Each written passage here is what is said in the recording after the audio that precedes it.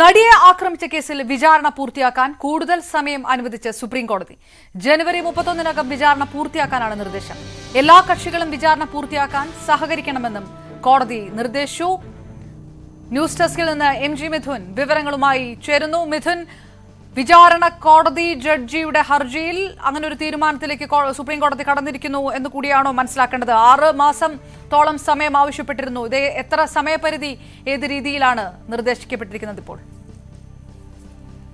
അവിടെ ജനുവരി 31-നകം വിചാരണ കഴിവതും പൂർത്തിയാക്കണമെന്നാണ് കോടതി പറഞ്ഞിരിക്കുന്നത്. അതായത് കോടതിയുടെ ഭാഗത്ത് നിന്ന് കൃത്യമായ ജനുവരി 31-നകം പൂർത്തിയാക്കണമെന്ന് പറയുകയും ചെയ്തിട്ടില്ല. ഈ കേസിന്റെ വാദം കേൾക്കലിനിടയിൽ അതിജീവിതയ്ക്ക് വേണ്ടി ഹാജരായതും അതുപോലെ തന്നെ സംസ്ഥാന സർക്കാരിന് വേണ്ടിയും ഹാജരായ അഭിഭാഷകർ വിചാരണ കോടതി ജഡ്ജിയുമായി ബന്ധപ്പെട്ട കാര്യങ്ങൾ സുപ്രീം കോടതിയുടെ ശ്രദ്ധയിൽപ്പെടുത്തി. അതിജീവിതയുടെ കാര്യങ്ങൾ അതിജീവിതയുടെ കാര്യങ്ങളും അതായത് താൻ കോടതി മാറ്റണമെന്ന ആവശ്യം ഹൈക്കോടതിയിൽ ഉന്നയിച്ചിട്ടുണ്ട്. ആ അപേക്ഷ മറ്റന്നാൾ പരിഗണിക്കാനിരിക്കെയാണ് സുപ്രീം കോടതിയുടെ മുന്നിലും ഇക്കാര്യം ചൂണ്ടിക്കാണിച്ചിരിക്കുന്നത്. ജഡ്ജിയുമായി ബന്ധപ്പെട്ടുള്ള ആരോപണം വലിയ ഗൗരവമേറിയതിനാൽ തന്നെ ഈ വിഷയം ഇൻ ക്യാമറ പ്രൊസീഡിംഗ്സ് ആയി കേൾക്കാമെന്ന് ഹൈക്കോടതി തന്നെ വ്യക്തമാക്കിയിട്ടുണ്ട് എന്നും അതിജീവിത സുപ്രീം കോടതിയിൽ ചൂണ്ടിക്കാണിക്കുകയും ചെയ്തിട്ടുണ്ട്. ഈ സാഹചര്യത്തിലാണ് കോടതി ഇക്കാര്യത്തിൽ കൃത്യമായ ഒരു ഡയറക്ഷൻ നൽകുന്നതിന് പകരം കഴിവതും ജനുവരി 31-നകം വിചാരണ പൂർത്തിയാക്കാനുള്ള ഒരു നിർദ്ദേശം നൽകിയിരിക്കുന്നത്. കൂടാതെ തന്നെ ഹൈക്കോടതിയുടെ പരിഗണനയിലിരിക്കുന്ന മറ്റു വിഷയങ്ങളിൽ ഇടപെടാനും സുപ്രീം കോടതി വിസമ്മതിക്കുകയും ചെയ്തു. അതേസമയം ഈ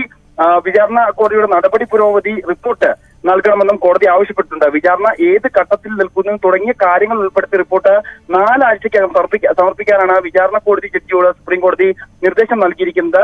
ഒപ്പം തന്നെ ദിലീപിന് വേണ്ടി ഹാജരായിട്ടുള്ള അഭിഭാഷകൻ മുകുൾ റോത്തഗി ഈ കേസ് ഈ ജഡ്ജിക്കെതിരെ ഉയർന്നു വന്നിട്ടുള്ള ആരോപണങ്ങളൊക്കെ വലിയ ഗൗരവമേറിയതാണ്. അതുകൊണ്ട് തന്നെ ഇക്കാര്യത്തിൽ കൃത്യമായ നിലപാട് സ്വീകരിക്കണമെന്നുള്ള ആവശ്യം മുകുൾ റോത്തഗി മുന്നോട്ട് വെച്ചു.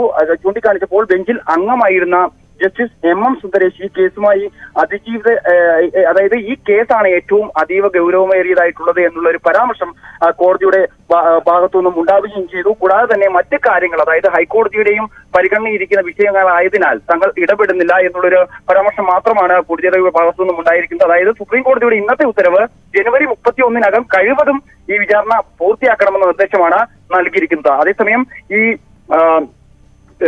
വിസ്തരിച്ചവരെ വീണ്ടും വിസ്തരിക്കാൻ അനുവദിക്കരുതെന്ന ഹർജി ദിലീപ് മുന്നോട്ട് വെക്കുകയും ചെയ്തിരുന്നു. ഇത് കോടതിക്ക് മുന്നിൽ നിന്ന് വരികയും ചെയ്തു. എന്നാൽ കോടതി ഇക്കാര്യത്തിൽ ഇടപെടില്ല എന്ന് കൃത്യമായി അറിയിക്കുകയും ചെയ്തു. ഞാൻ നേരത്തെ സൂചിപ്പിച്ചതുപോലെ തന്നെ ഈ വിചാരണ കോടതി ജഡ്ജിയുമായി ബന്ധപ്പെട്ടുള്ള ഈ വിചാരണ 31-നകം കഴിവതും പൂർത്തിയാക്കണമെന്നുള്ള ഒരു നിർദ്ദേശം നൽകിയത് കൊണ്ട് തന്നെ കോടതി നടപടികൾ ഹൈക്കോടതിയിലിരിക്കുന്ന കേസാണ്. അതുകൊണ്ട് തന്നെ അതിൽ തങ്ങൾക്ക് ഇടപെടാൻ കഴിയില്ല. അത് ആ രീതിയിൽ തന്നെ ആ മുറയ്ക്ക് തന്നെ മുമ്പോട്ട് പോകട്ടെ എന്നുള്ളൊരു പരാമർശം മാത്രമായിരുന്നു ജഡ്ജിയുടെ ഭാഗത്തുനിന്നും ഉണ്ടാവുകയും ചെയ്തത്. കൂടാതെ തന്നെ വിചാരണ പൂർത്തിയാക്കുന്നതോടൊപ്പം തന്നെ വിചാരണ ജഡ്ജിക്കെതിരെ സർക്കാർ നികൃഷ്ടമായ ആരോപണങ്ങൾ ഉന്നയിക്കുകയാണെന്നുള്ള കാര്യം കോടതിയിൽ ഉന്നയിക്കുകയും ചെയ്തു. ഇക്കാര്യങ്ങളെല്ലാം തള്ളിക്കളയുകയും ദിലീപിന്റെ ഹർജി ഇന്ന് കോടതിക്ക് മുന്നിൽ വന്നുവെങ്കിൽ പോലും അത് പരിഗണിക്കാൻ കോടതി തയ്യാറാകുകയും ചെയ്തില്ല.